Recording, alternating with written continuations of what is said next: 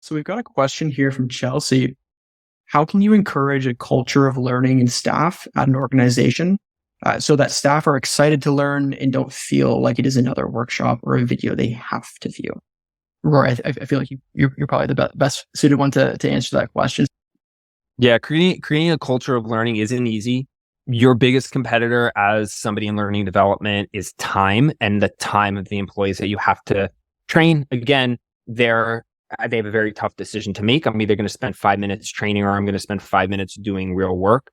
But to answer your question, if you haven't already, I highly recommend going out and reading Dan Ariely's book, Payoff. It talks about how people are motivated. And so in order to effectively create a culture of learning within your organization, you really need to know what motivates people so that you can go ahead and provide that level of motivation. Something we do at Komodo that is extremely motivating is we have a learner of the month.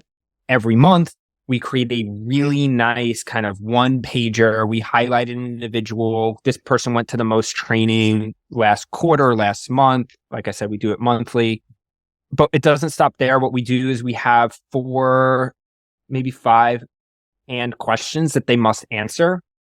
And it's, what was your favorite course? What did you learn from that course? What are you excited to learn next? How are you applying that information at Komodo?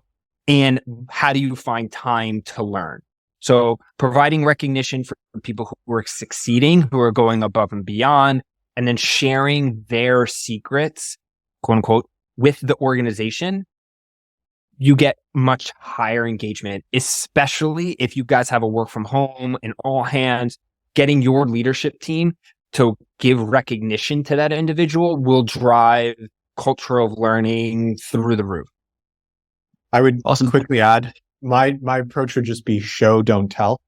We had an instance within Together where, and inside our own organization, where actually the CEO learned something over the weekend and was able to perform a task that one of our engineering teams, it took 3 weeks to do.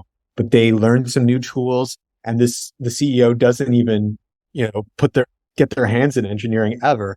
But as a side project, just to continuously learn on a weekend, did that, came in, made a presentation, and all of a sudden, wow, the CEO did something that took me 3 weeks to do in a given day. I get the impact of learning. I get the impact of fine-tuning my skill sets. So I think show, don't tell. When the leaders are actually showing what their results are of their learning efforts, I think that's the best way.